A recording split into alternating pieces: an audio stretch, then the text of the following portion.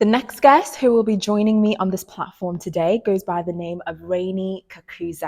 Now, I met Reyne while I was competing for Miss Uganda UK. I got 3 years ago, and our friendship has just flourished ever since then. She's an amazing, amazing lady. She advocates for domestic violence, and I felt that it would be an amazing way for her to come on here and give us a little bit of advice regarding that particular topic. Hey! Hello, my lovely. Thank you for such a warm welcome. No, of course. I've been dying to have you. I'm so happy that you actually gave me the time because I don't live in the No, city, and it was so great that obviously you were I know. able to do I this. mean, London just makes everything possible. I mean, I'm coming from Essex, you're coming from Liverpool. Just amazing that we've finally been able to meet up. And congratulations on such an amazing platform. I Thank think you. the pageantry world needed someone who's like you, who looks like you. I just wish there was a you for me when I was growing up. But thank you for having me. No, of course. So like I said before, you advocate for domestic violence. Yeah. And what is that? Because obviously we're here to educate the girls, to let them know what to look out for and what to obviously avoid and do. What is that? And why did you start advocating for that platform? So domestic violence is it's a part of my story. It's a part of who I am today. It's pushed me to do all of the exploits that I have done. It's not a nice situation to go through, but when you've evolved and come out the other end, I think you start to realize that the world is your oyster. Domestic violence comes in many different forms. It is abuse against both women and men. I think it's very important to really take the time to explore the fact that men go through this too, and the fact that the way that society is built up, it doesn't allow for as many safe spaces for men to speak about this issue. But domestic violence is violence against a person, whether that is stopping you from accessing your basic needs. That could be finance, it could be food, it could be freedom, it could be mental manipulation. We tend to throw around the words gaslighting and narcissism a lot, but these are things that are all incorporated in domestic violence. If someone is not allowing you access to things that rightly belong to you, it's a form of domestic violence. So it comes in all shapes and sizes, and the word is quite scary. So I think a lot of people refrain from saying, I'm going through this Yeah. particular issue. But domestic violence is real, and it goes on every single day in all facets of life. Yeah. And I know with the word domestic violence, I guess somebody might think, oh, maybe it's just for married couples. Is that true? What's the age range and who's more vulnerable to obviously experiencing that? I think it's difficult to talk about vulnerability. I mean, domestic violence is associated a lot with women. Women are vulnerable because just it's not that they're not as strong or they're not as you know as valuable as men, but men sort of have there's an inequality even in the workplace. You see, there's gender inequality everywhere, and it just so happens that women who are going through difficult circumstances, whether that's their single parents, whether it's financial difficulties, can find themselves in relationships, both platonic and romantic, in which they are being domestically abused. It's that idea of violence that it doesn't even have to be physical violence. It intrudes on your safety. Yeah.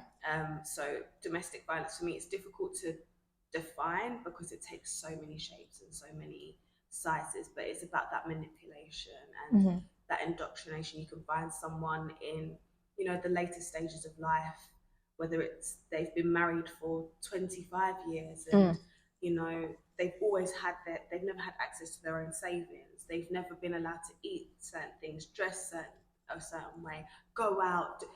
This is also a form of domestic violence. It's Yeah. not always the hitting and the shouting and the punching, and so it's not always visible. And I think that's why it needs to be advocated for. Yeah. And would you say that young girls, especially maybe if you have a boyfriend in high school, that obviously that can happen there as well? It really does. I mean, first love, so I'm sure we've all been there. The first heartbreaks, but sometimes it isn't just first love and first heartbreak. It's Yeah. a lot of trauma. And sometimes domestic abusers don't even realize that they're doing it, which is there's been certain circumstances where I've spoken to women, and the reason they have stayed so long is because the person themselves is dealing with trauma, and instead of dealing with it in a holistic way, it manifests in control, it manifests in forms of anxiety, and to alleviate that anxiety they take it out on the people that they love the most. But it's about instilling this safety within a community again, so having societies and safe spaces whereby women and men can come and say, this is going on, although I don't necessarily want to hurt the person that I'm with. They need help and I need help. What can be done? Yeah. And speaking of help, so first of all, what are the signs that somebody obviously is experiencing domestic violence? And then what do they do after that? Who do they reach out to?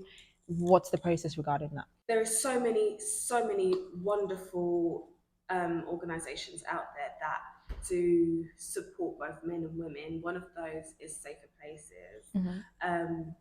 For 3 years of my childhood, I was running up and down the UK from, we went everywhere from London to Weston-super-Mare, which was freezing, back down to London, and now we reside in Essex. And what they're able to do is they're not only able to give you a safe place of refuge in which you and your family and your identity, you're shielded from said abuse. It gives you that fresh start.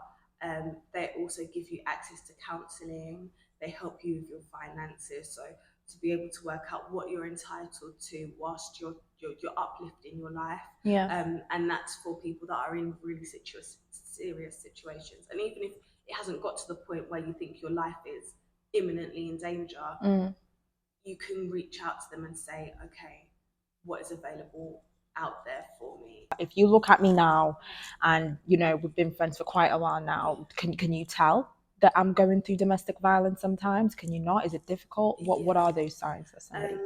As much as I mean, there is obviously the obvious signs, unexplained bruises, very tearful. I think as women and just as humans in general, we have an intuition whereby we're able to see that something's not quite right. It can be difficult as a friend to sort of know the balance between being nosy and prying and also just showing genuine concern. So I think it's about creating safe spaces, and you can do that by listening and listening, and also it becomes less about yourself and more about the person, about the people around you. For instance, you've noticed your friend is starting to reclude. They've gone a bit more quiet. They're not responding to texts, and they put it down till they're just not text people, but a different side to them. It might be worth having that conversation and saying, is there something that's causing you to be anxious? And for yourself as well, if you're going through domestic violence and you're starting to feel like you're treading on eggshells with everything you say, you don't know if you can wear something you used to enjoy wearing because of a reaction of a certain member. And it's not just, like I said, romantic relationships that can become domestic. It can be sibling relationships, Okay. A sibling can feel as though they can like domineer and, abuse certain boundaries in order to alleviate whatever emotion they're feeling. So it's about, okay, as a friend, as a family member, have I created a safe space for this person to come and speak to me without me overreacting, without me, sometimes they don't want you to do the, oh, I'm going to kill him, I'm going to kill her, sometimes they're like, okay, so let's think about this logically and calmly, and let's call safer spaces.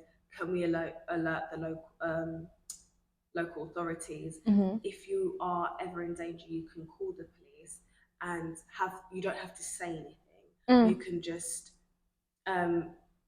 keep the phone silent, ring 999, keep the phone silent, turn the volume down. So let's say the person who picks up says something the person can't hear, but they will send someone out just to make sure that everything's okay. And so, there is many numbers. I will be giving them to you. Hopefully you can link them down below. Definitely. But there's so many organizations. Reach out to your friends, reach out to me. I'm able to help support you. That's what I'm here to do. It's all about privacy as well. Mm-hmm. Personally, from my personal experience, we didn't have to change our identities in terms of our names and things like that. So it was a comfort, but at the same time, it was a thing of sometimes I didn't want my friends to speak about certain issues. Mm. I didn't want my name spoken in certain rooms.